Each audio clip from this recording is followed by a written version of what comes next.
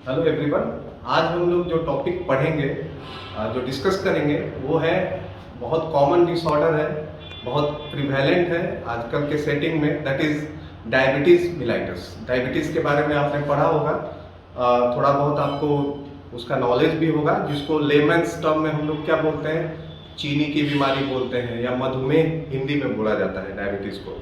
तो जैसा कि अगर हम लोग इंट्रोडक्शन की बात करें, डायबिटीज का डेफिनेशन क्या होगा, परिभाषा की बात करें, तो डायबिटीज में होता क्या है, ये मेटाबॉलिक डिसऑर्डर है और ये क्रॉनिक है, मतलब इसका कोई परमानेंट इलाज नहीं है। लाइफ लॉन्ग मेडिकेशन की जरूरत पड़ सकती है डायबिटीज में। और इसका मेन कारण क्या है कि जो हमारा इंसुलिन नाम का जो हार्मोन है वो सही से या तो उसकी बिल्कुल कमी हो जाए, मतलब इंसुलिन टोटली एब्सेंट हो, जो हमारे बीटा सेल और पैंक्रियास से निकलता है, और या इंसुलिन सही तरीके से काम नहीं कर पा रहा। तो कोई भी ऐसा रीजन या कोई भी ऐसा कारण जिस वजह से इंसुलिन जो है बीटा सेल बिल्कुल ना बना पाए, या बना रहा है लेकिन इंसुलिन सही तरीके से काम ना कर पाए, इस वजह से डायबिटीज या चीनी की बीमारी होती है। तो ये जानना जरूरी है, बेसिक चीज। कुछ लोग जो होते हैं डायबिटीज को बहुत लाइटली लेते हैं कि इससे कुछ नहीं होता है, इससे कोई नुकसान नहीं है, लेकिन डायबिटीज होने की वजह से हमारे को दो टाइप के कॉम्प्लिकेशन हो सकते हैं। एक होता है एक्यूट मतलब कि अचानक होगा, और वो जानलेवा भी हो सकता है, और जिसको लाइफ थ्रेटनिंग कंडीशन बोलते हैं, और वो डायबिटीज में नजर आ सकता है। आपको इमरजेंसी ट्रीटमेंट की जरूरत पड़ सकती है। अगर इमरजेंसी ट्रीटमेंट अगर आप सही समय पे ना लें तो वो जान भी जा सकती है। तो डायबिटीज में वो भी कॉम्प्लिकेशन होता है। और दूसरा कॉम्प्लिकेशन है कि लॉन्ग टर्म, मतलब आपको बहुत सालों से डायबिटीज है और आपका जो चीनी का जो लेवल है या ग्लूकोज का लेवल ब्लड में नियंत्रण में नहीं है, तो उसके कारण भी समस्याएं हो सकती हैं, और उसको बोलते हैं लॉन्ग टर्म कॉम्प्लिकेशन या क्रॉनिक कॉम्प्लिकेशन। जैसे कि अगर आपका रेटिना, जो आंख का पार्ट है, रेटिना डैमेज हो सकता है। अगर आपका ब्लड ग्लूकोज लेवल बहुत हाई साइड में है और डायबिटीज के पेशेंट हैं, और बहुत लंबे ड्यूरेशन से आपको डायबिटीज है और आपका ब्लड ग्लूकोज लेवल नियंत्रण में नहीं रहता है, या आप खान पान पे नियंत्रण नहीं रखते हैं, या जो दवा है वो समय से नहीं खाते हैं, या आपको वहां पे उस केस में आपके लॉन्ग टर्म कॉम्प्लिकेशंस भी हो सकते हैं, जैसे कि डायबिटिक रेटिनोपैथी, जहां पे रेटिना डैमेज होने की वजह से ब्लाइंडनेस भी हो सकता है, या आपका किडनी खराब हो सकता है जिसको डायबिटिक नेफ्रोपैथी बोला जाता है मेडिकल टर्म में, या आपका जो बड़े ब्लड वेसल्स हैं जैसे कि कॉर्नरी आर्टरी हो गया या सेरेब्रल आर्टरी हो गया, वहां पे फैट का जमाव हो सकता है। जो कोलेस्ट्रॉल है वहां पे जमा होकर एक एक क्या करेगा कि आर्टरी को सिकुड़ा देगा, मतलब कि देयर विल बी नैरोइंग। क्या होगा, आर्टरी क्या हो जाएगा, नैरो हो जाएगा, and that is called atherosclerosis. उस प्रोसेस को क्या बोलते हैं, एथेरोस्क्लेरोसिस प्लैक बोलते हैं। और उसकी वजह से आपको हार्ट अटैक होने के चांसेस हो सकते हैं, उसकी वजह से आपको स्ट्रोक हो सकता है, क्योंकि ब्लड सप्लाई ब्रेन के अंदर कम हो सकती है और उस वजह से स्ट्रोक भी हो सकता है, या गैंग्रीन हो सकता है। गैंग्रीन क्या होता है, गैंग्रीन होता है कि अगर ब्लड सप्लाई आपका पेरिफेरल टिश्यूज में कम मात्रा में हो, तो वो एरिया जो है आपका, जो शरीर का जो अंग है, उस एरिया में जहाँ पे ब्लड सप्लाई ग्लूकोज का लेवल बढ़ने से सही से नहीं हो पाता है, और उस वजह से उस एरिया में का जो टिश्यूज है वो डेथ करने लगते हैं। और वो आपको कहाँ पे नजर आता है, दैट इज आपको जो लोअर लिम्ब है, आपका जो पैर है, वहां पे नजर आएगा, कुछ आपको काला काला नजर आएगा। पूरा एरिया जो होगा that will be devoid of oxygen and blood supply, और उस वजह से गैंग्रीन हो सकता है। और ये सब कंडीशन लाइफ थ्रेटनिंग हो सकते हैं, तो इसको ध्यान में रखना है। तो डायबिटीज में मेन आपको ध्यान रखना ये है कि ब्लड ग्लूकोज लेवल को नियंत्रण में रखें, और नियंत्रण में रखने का तरीका क्या है कि ओरल हाइपोग्लाइसेमिक ड्रग या इंसुलिन का इंजेक्शन अगर आप ले रहे हो तो उसको सही समय से लें। उस ब्लड ग्लूकोज लेवल को कंटिन्यूअसली मॉनिटर करते रहें। ग्लूकोमीटर आजकल अवेलेबल है इजीली। ग्लाइकेटेड हीमोग्लोबिन का जांच करवाते रहें, उससे भी आपको दवा सही से काम कर रहा है कि नहीं उसके बारे में पता चलेगा। और लाइफस्टाइल मतलब हमारा डाइटरी जो चेंजेस है, डाइट में आप लोग को वैसी चीजें खानी है जो हमारे ग्लूकोज टॉलरेंस को इम्प्रूव करे, ब्लड में ग्लूकोज की मात्रा को क्या करे, एक कांस्टेंट रखे। और वैसी चीजें जैसे ग्रीन लीफी वेजिटेबल्स हो गया, जहां पे डाइटरी फाइबर्स, वैसे फूड जिसमें डाइटरी फाइबर्स की मात्रा ज्यादा है उसको लेना है।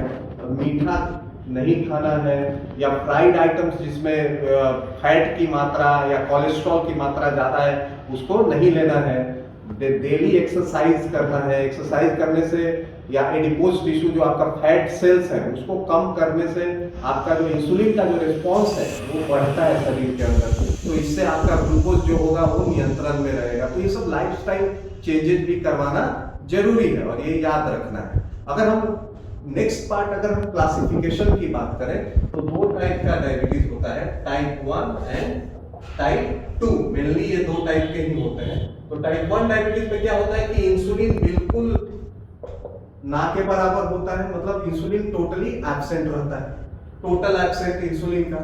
और टाइप 2 में क्या होता है कि इंसुलिन रहता है लेकिन कम मात्रा में रहता है, या इंसुलिन सही तरीके से काम नहीं कर पाता है, जिसको क्या बोलते हैं, इंसुलिन रेजिस्टेंस बोला जाता है। तो ये दो टाइप के डायबिटीज है। और मेनली आपको याद रखना है कि जो टाइप 1 डायबिटीज है वो रेयर केसेस में होता है, मतलब 5 से 10% जो टोटल जो डायबिटीज के केसेस हैं उसमें से केवल 5 to 10% ही टाइप 1 के होते हैं। ज्यादातर किस केस के होते हैं, टाइप 2 के होते हैं। ओके, तो टाइप 2 डायबिटीज जो है ज्यादा कॉमन है, टाइप 1 डायबिटीज लेस कॉमन है लेकिन ज्यादा सीवियर फॉर्म है डायबिटीज का। ओके, और टाइप 1 डायबिटीज के अगर हम लोग पहचान की बात करते हैं कि कैसे आप साइन एंड सिम्टम्स क्या देखोगे, अगर डायबिटीज है तो क्या नजर आता है, तो डायबिटीज की पहचान क्या है। डायबिटीज जिनको होता है उसमें मेन पहचान क्या होता है कि पॉलीयूरिया हो सकता है। पॉलीयूरिया एक टर्म हम लोग यूज करते हैं जहाँ पे यूरिन आउटपुट क्या हो जाता है, बढ़ जाता है, तो बार बार और पेशाब जाना, पॉलीयूरिया है ना, ये साइन है, लक्षण है डायबिटीज का, जहाँ पे फ्रीक्वेंट यूरिनेशन होता है, बार बार पेशाब लगेगा आपको।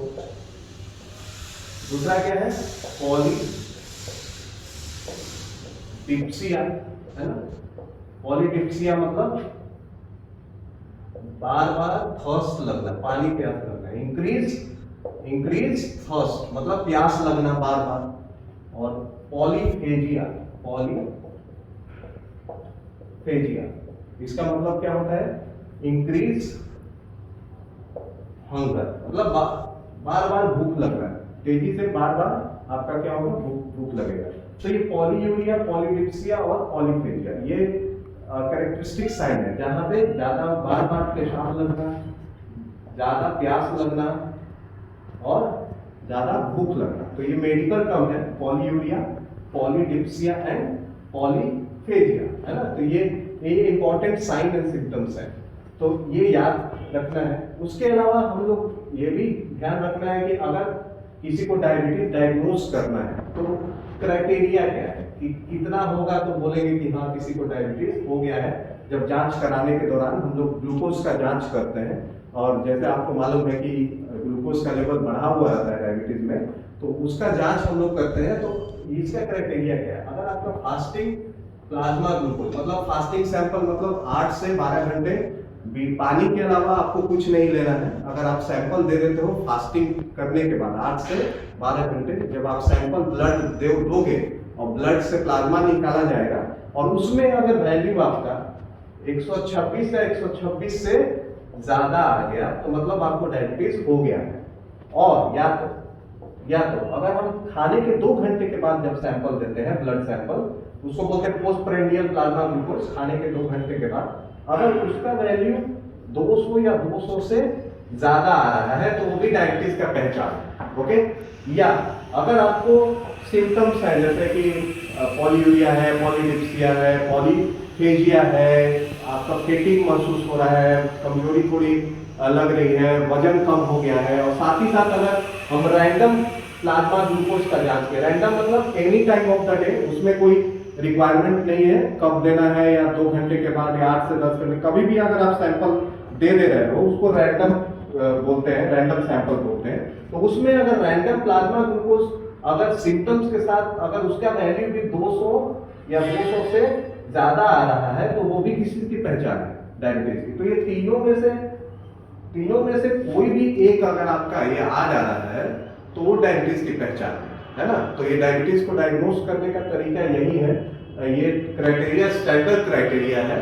और ये फास्टिंग अगर आपका 126 से 126 से ज़्यादा हो, पीपी जो है 200 या 200 से ज़्यादा हो, और रैंडम जो है वो 200 या 200 से ज़्यादा हो, along with classical sign and symptoms of diabetes, जिसको polyuria, polydipsia, polyphagia, weight loss, इसके अलावा आपका fatigue, all those are sign and symptoms of diabetes. तो आई होप आपको जो बेसिक कॉन्सेप्ट है डायबिटीज का वो क्लियर हुआ होगा।